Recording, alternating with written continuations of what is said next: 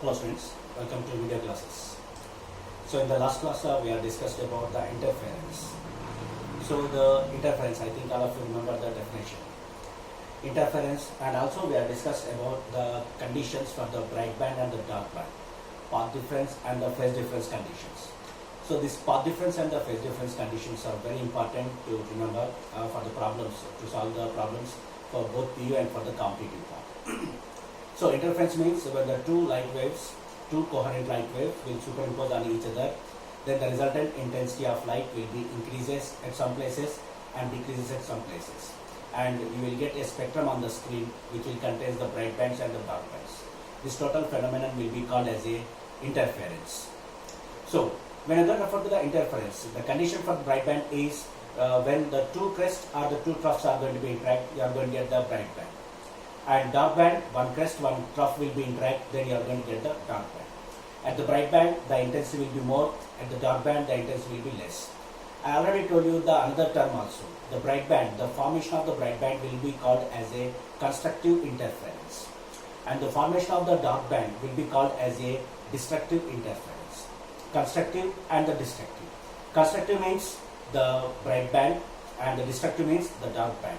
Okay. This is the very important point you have to remember, because sometimes in the problems, instead of using the bright band and the dark band, they will tell you that the constructive interference or the destructive interference. At the time, you should be able to identify which one is the constructive and which one is the destructive. Okay. So last class we have discussed about the conditions. I think all of you remember the conditions. So the phase difference conditions and the path difference conditions for the bright band and the dark band. First we are going to discuss about the bright band.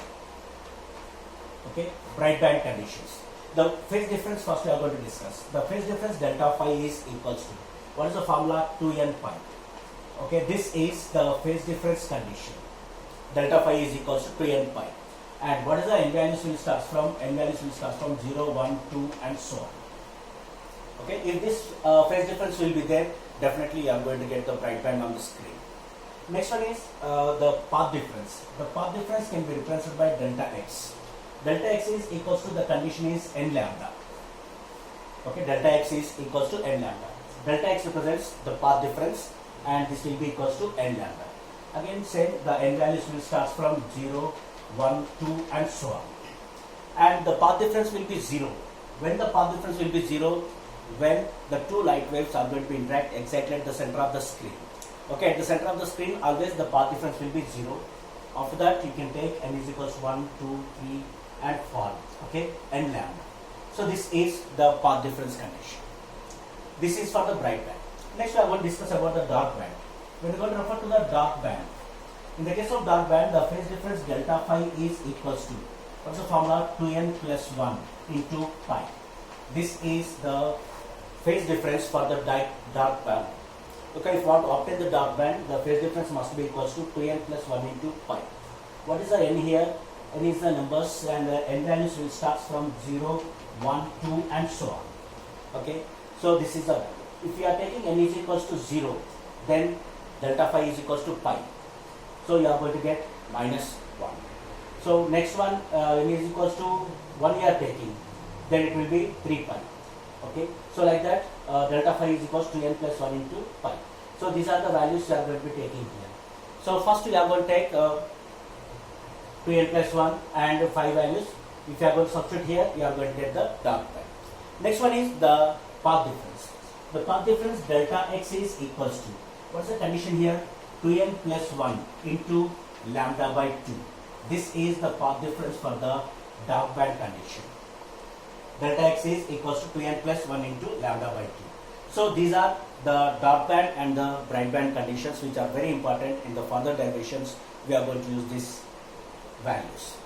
Okay, so now there is one scientist is there, the name is Young's. Okay, the Young's is the scientist who invented a Young's double slit experiment to explain about the interference. So the interference pattern will be explained by the Young's by using his Young's double slit experiment. The Young's double slit experiment is nothing but the earlier introduction of interference. I explained one concept. Okay, you are going to take a candle, you are going to arrange a slit, and that slit, the light coming from that slit is going to be illuminate the two more slits which is going to be arranged in front of them. And the light waves coming from the two slits are going to be superimposed on each other, and what happened, the interference pattern will be produces. That phenomenon is nothing but the Young's double slit experiment. So according to the Young's double slit experiment, so what is going to be happens here, you are just going to take a candle at this place, and in front of the candle you are just going to arrange one slit. Let us say the slit will be S, and this candle is going to be illuminate this slit, and when you are going to see from that side, you are going to find out one source of light. After that, again in front of that one slit, you are going to arrange the two more slits. One is called the S1 and another one is called the S2. This is S1 and this is S2. Two more slits are going to be arranged. So when you are going to see from here, you will find the two light sources. These two light sources are going to be illuminated by the same light source. That's why these two light sources will have the same amplitude, same frequency and the same wavelength. So that's why these two will be called as a coherent light sources. And in front of them, you are going to arrange a screen over here. This is a screen which is going to be arranged to obtain the interference pattern, or the fringes you are going to obtain here. And the fringes will contain the bright bands and the dark bands alternatively. Okay. Now, if you want to find out the center point, from where you have to take the center point of the two slits, you are going to take a straight line. It is going to be interact the screen at a point. Let us say that the point will be O, and this point will be called as a center of the screen. And from the center, how many bands are going to be produced on the top side? The same number of bands will be produced at the bottom side also. Okay. So in this way, the interference pattern is going to be takes place. Now what is going to be happens here? The light coming from the S is going to be sends the waves, and we already discussed that the light waves are the transverse waves, crest and the troughs will be there. So in the diagram, the straight lines we are going to be considered as a crest, and the dotted lines we are going to be considered as a trough. And this is a crest and this is a trough. Like that it is going to be interact. And when you are going to see from this side, then what happened? The two light sources are going to be obtained here. The two light sources are going to be coming from the same source, and this S1 source is going to send the waves. First what happened? The crest will becomes here, then trough, crest, trough, crest, trough. Like that the waves are going to be produced. S2 is also send the waves. First it is coming crest, then trough, crest, trough, again crest. Like that the waves are going to be superimposed on each other. This diagram will clearly explain that the two light waves are going to be superimposed on each other. Due to that reason, on the screen what happens, you are going to get a spectrum, and that spectrum will contain the bright bands and the dark bands. Okay. So always at the center you are going to get the bright band. Okay, always at the center you are going to get the bright band, and this will be called as a zero bright band. Okay, the central bright band will be always considered as a zero bright band, and after that you are going to get the dark band. This is the first dark band. Next immediately you are going to get the first bright band, and again you are going to get the second dark band, and after that again you are going to get the second bright band.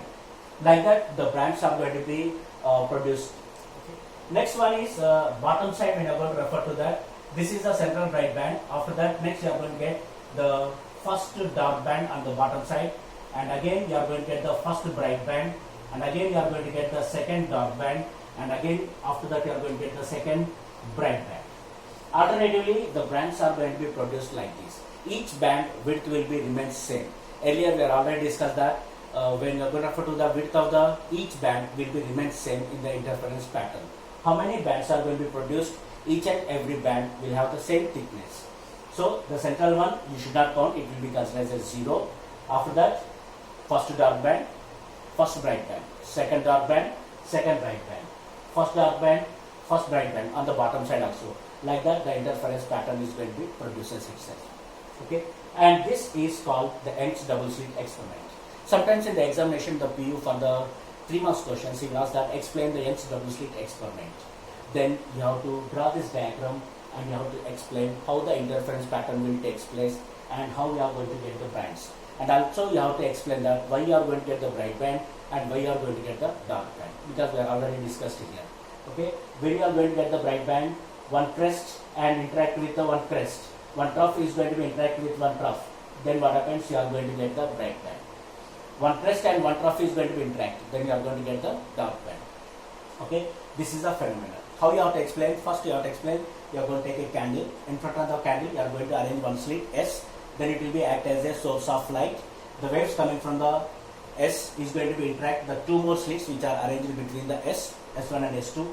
Then these two slits are going to be works as a two individual sources. All these you have to explain in your own words, and you have to explain about the bands also. Okay, this is called the Young's double slit experiment. After that, we are going to discuss about the very important concept, that is the fringe width. Okay, how can we find out the fringe width? So there is a derivation is also there which is done by the Young's double slit experiment. The fringe width is the very important question for 5 marks. Okay, the formation of the fringe width. How can we derive the equation for the fringe width? So to derive the equation for the fringe width, first it is essential to know about what is the definition of the fringe width. Okay, definition of the fringe width we have to discuss. We are going to refer to the definition of the fringe width. For example, always remember that on the screen if you want to find out the distance of any bright band. For example, on the screen there are the different bands are going to be producing here. If you want to find out the distance of the second bright band, okay, the distance of the second bright band, from where you have to start? You have to start from the center of the screen to the second bright band. You have to find out. Second bright band means up to here you have to find. Okay, let us say that this will be the bright band up to here. So this is the distance of the second bright band from from the center to the second bright band. If you want to find out the distance of the second dark band, then you have to start from center and you have to measure up to here. Okay, you can take up to the center or it will be center itself. Okay, so this is the distance of the second dark band. If you want to find out the distance of the first dark band from the center to the dark band, center point of the dark band you have to measure. Okay, so this is the bands itself. Now the fringe width. Fringe width means nothing but either you can take the bright band fringe width or you can take the dark band fringe width. How can you find out the distance of the fringe width? Okay, if you want to find out the fringe width, okay, refer to the diagram here. In the diagram, if you want to find out the fringe width, this is the fringe width. If you want to find out this fringe width, what you have to find? You have to find the distance from the central band to the second bright band and the distance of the first bright band. Okay, listen very carefully. If you want to find out this fringe width, okay, second dark band, this fringe width, then what you have to do? The distance from the center point to the second bright band and the distance from the center band to the first bright band. Okay, and you have to subtract them. How you have to subtract? The distance of the second bright band minus the distance of the first bright band. Then what happens? You are going to get the fringe width of which one? Dark band you are going to get. Because the distance from here to here minus the distance from here to here. So then what you are going to get? You are going to get the distance of the dark band or the width of the dark band you are going to get. So this is called the fringe width. So how can you explain in the definition? Okay, in the definition if you want to explain this fringe width, then it can be defined as the distance between the two successive bright bands or the two successive dark bands will be called as a fringe width. Okay, definition is very important. How can you define it? The distance between two successive bright bands or the two successive dark bands will be called as a fringe width. For example, if you want to find out the difference between two successive bright bands, then which one you are going to get? You are going to get the fringe width of the dark band. In case, if you are going to be finding the distance between the two successive dark bands, then which fringe width you are going to get? Bright band. Because if you are going to successive bright bands means first bright band, second bright band. Successive dark band means this is the first dark band, this is the second dark band. If you are going to subtract them, this width you are going to get, which is called the bright band thickness. If you are going to take the successive bright bands, first bright band and second bright band, if you are going to find out the difference between them, then you are going to get the second dark band. Like that you are going to be calculating.